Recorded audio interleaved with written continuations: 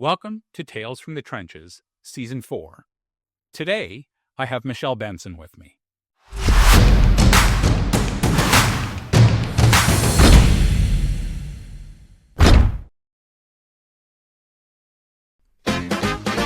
Here's a story of a fundraiser who was launching his very own web show. Each episode is very short due to edits, so it can really flow. Here's a story of a podcast guest star who was busy raising money of their own.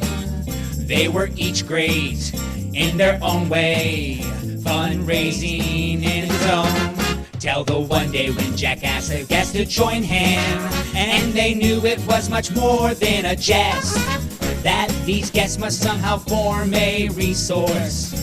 That's the way they all became the podcast guests.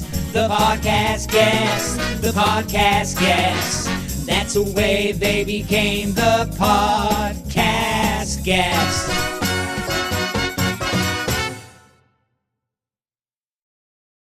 Michelle Benson helps nonprofits to find and be found by funders on LinkedIn.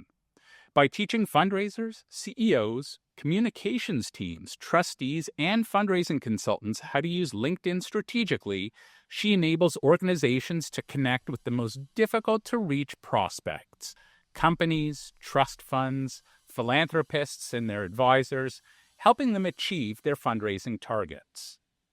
The offline world often keeps organizations from connecting with funders, but the online world is designed to connect you without barriers, if you know how to navigate it. Michelle has developed a simple and highly effective strategy for nonprofits to tap into LinkedIn's vast funding network without resorting to cold messaging or spending hours on content creation. With 30 years of fundraising experience, including roles as both a fundraiser and a funder, Michelle now focuses on teaching organizations worldwide how to use LinkedIn effectively. So welcome, Michelle. Thank you, Jack. Thank you very much for inviting me. Tell me a little bit about this whole LinkedIn thing. You know, it's kind of like the holy grail. Everyone is saying that LinkedIn is the new way to go and find donors and be found. So tell me a little bit about what nonprofits should be doing in the LinkedIn world. Well, first of all, I think you need to understand the platform. And like anything, just jumping into anything with zero strategy, I see LinkedIn very much as a tool. And like any tool, if you can use it well, it's fabulous. If you use it incorrectly, it's not so great. So there's nothing wrong with, you probably have a hammer in your garage, right? There's nothing wrong with that hammer. It works brilliantly if you want to hammer a nail into a piece of wood or anything like that. It's not so great for making a cup of tea. Not like teaspoons, great for tea, rubbish on nails. And it's like you have tools and tools have jobs. And basically just rocking up to LinkedIn, and what I see mostly is people jumping on, zero plan, zero understanding, and expecting it to be do all things, which of course no, it's not an all thing tool to start with. So really just taking a bit of time to understand the platform and really understand what's it good at and what it's not good at is really worthwhile. And so that's what sort of I really focus on a lot. And then the other thing, of course, is often LinkedIn is seen as the domain of the comms team. The comms team look after the LinkedIn account. Everybody else has their own personal account, and then they just stay in touch with colleagues and ex-colleagues. And then when you do go on it, you could just go, I want to get in touch with a funder. So you just search, and then you just send them a cold call, or you just look at their profile as a way to research. So you've got this amazing tool, which is a relationship tool and a communications tool, and you tend to use it as a free advertising board, which it is not, and or a free directory, which it is not. So what I see more than anything is just a massive, massive wasted opportunity. That's my real takeaway from it. So I would assume that most fundraising shops kind of do a spray and pray approach, right? We just throw everything that we have out there. Something will stick, and someone's bound to love us for. It will resonate with them. So tell me how do you fine tune what you put up on LinkedIn with a fundraising lens? Well, I think first of all, we do love a good old spray and pray, don't we? I mean, it's been it's been the staple for a long time, and and the reason it's a staple for a long time is because actually it works. If you do just cold call, or cold email or whatever, or mass mail enough people, you get a response because it's just purely the numbers. But what we never measure is the damage it does. When we spray and pray and we go, oh, well, I sent, because I spoke to a corporate fundraiser a while ago, and she said, I sent out 100 cold direct messages on LinkedIn, and I got one company came back to me and da-da-da-da-da. She didn't think about the other 99. Right. So you don't think about, did I get blocked? What have I done to the algorithm? None of that comes into it's just, I got a call back. So as long as you focus on the good stuff and completely ignore the piss off factor, then it's all good. But, but it isn't good, because the other thing about, back in the day when we used to spray and pray and all the rest of it, that didn't come with an algorithm. That if I just maybe started cold calling everybody, I haven't got an algorithm that's now blocking me, tagging, I'm not sort of marking my own copybook with that algorithm. So good luck when you start doing content after acting like that. It's not going to go anywhere, because your profile is now considered slightly suspicious or whatever. So, and also it's not effective. So there's a way that you can go on LinkedIn and actually engage with hundreds of thousands of people where they're happy to see you.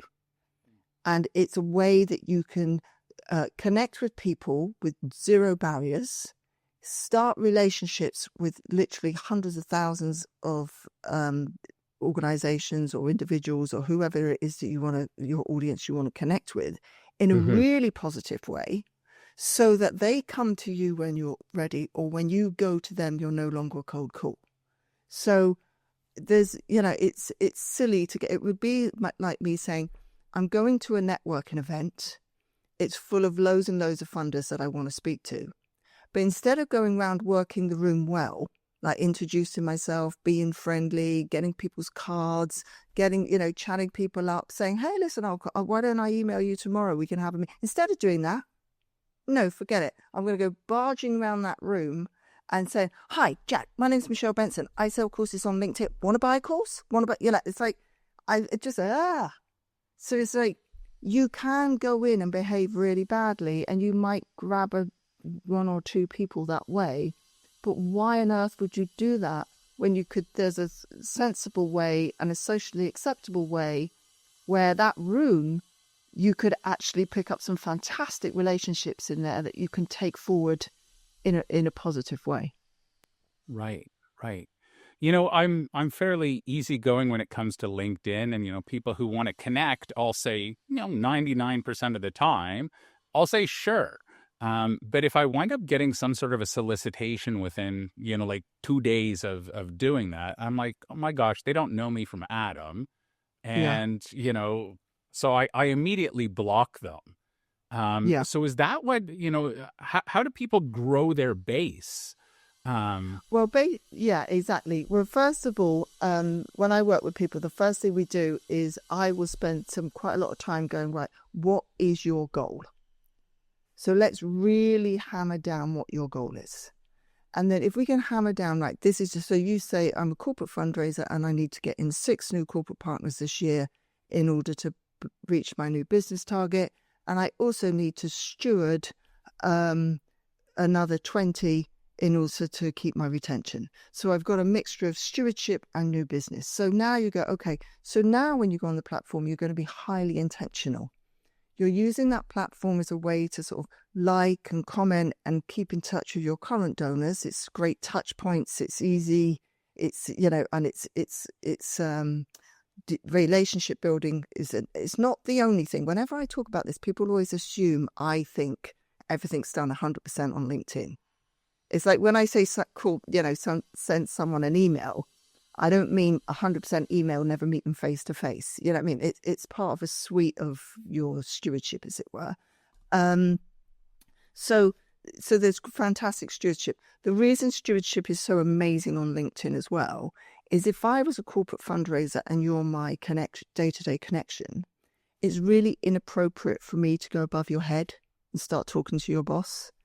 If I start liking and commenting and hanging out with you on LinkedIn, the algorithm will then send me a recommendation to hook up with your colleagues, your peers, your boss's boss. And then if I start commenting, if I commented on your boss's post saying, "Oh, I work with Jack," la di da di da di da, that's socially acceptable. So now if you, Jack, decide to win the lottery and leave the company, I now have other people I know, and I've got to start to get to know in that company. My one contact hasn't left, as it were, which is a major problem, obviously, with corporate fundraising. We're really great at making those relationships with our day-to-day contact, but then, you've got to get more footholds within the organization. So first of all, what if your stewardship goal is X? Who are they? Let's put a plan together so that enhances your offline stewardship as well. And then if it's new business, then it's saying, okay, right, so the first thing we want to do is go, who is your best target market and why? So let's convert the converted. So I go through an exercise of really helping people identify who their best donors are. And then we go, okay, so now let's start. First of all, we've got to change our newsfeed. Because when you joined LinkedIn, you and I joined LinkedIn, and LinkedIn said, hey, have a free account. So then they said, Jack, can I have your name? Can I have your job title? And can you give me your resume or your CV? So you go, sure. So you did that, and then you filled in. And then it said, hey, Jack, why don't you connect with people that in your current company? And it started sending you recommendations. And then it said, why don't you connect with all your ex-colleagues? Hey, there's another guy that runs a podcast just like you in the charity sector. Why don't you connect with them as well? And it wants you in this echo chamber of you. And so what you then do is you start connecting with all yourself, in effect, and your colleagues. And then when you go onto LinkedIn and you go through your news feed, it's charity, or consultant, whatever you coach, hairdresser, accountant, whatever you're in your echo chamber.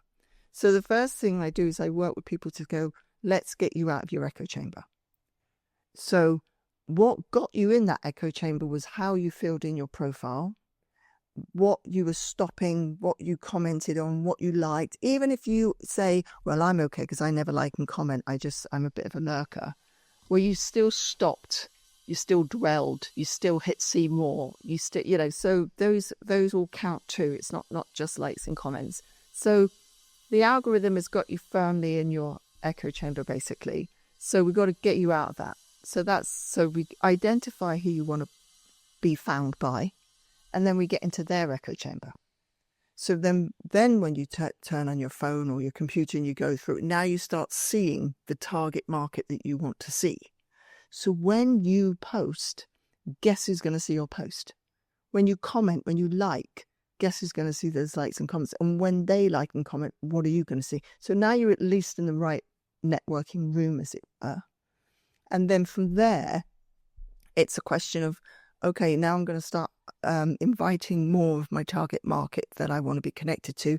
That's also why it's important that your profile is well optimized, because your profile is like your invitation. Your profile does quite a few things. It changes your newsfeed. It acts as an invitation, because if I sent you a connection request, you get accept, ignore, check out profile. You check out your profile, you've got one thing in your mind, and that one thing is what's in it for me. And sometimes that one thing is, I'm trying to get more, I'm trying to build up my connections. If I connect with Jack, that's an extra connection. People love to have more connections. So they say yes to anybody and everybody, because especially, that thing that says 500 connections, everyone wants to get up to 500. So it's so people are just collecting numbers, basically. It's like, another person. You're a plumber from Mexico. Oh, great. Come on then. Oh, you're a hairdresser from Cardiff. Great. So it's like, So ultimately, a lot of people are going to say yes anyway. But what you really want to do is just make sure that you're being fussy about your stream.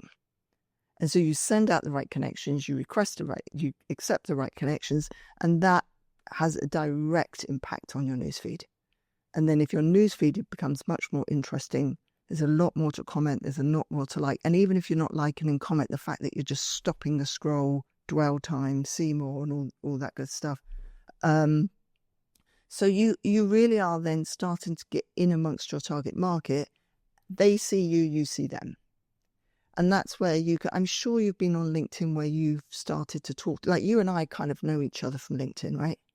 And so we've commented on each other's stuff and got to know each other that way. And so if I said you sent me a message and I recognized your name immediately, although we've never met.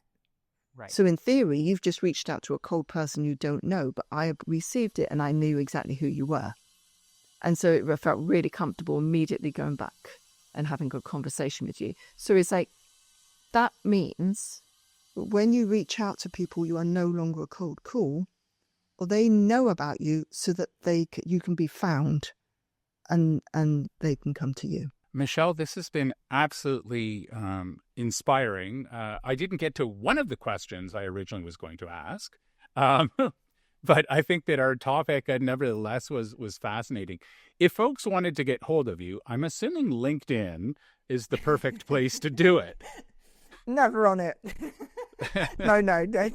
LinkedIn is perfect. Michelle Benson on LinkedIn, definitely. And/or Culture of Philanthropy is my website. Amazing. Michelle, thank you so much for taking the time today. Great to be here, Jack. Thank you so much for the invitation.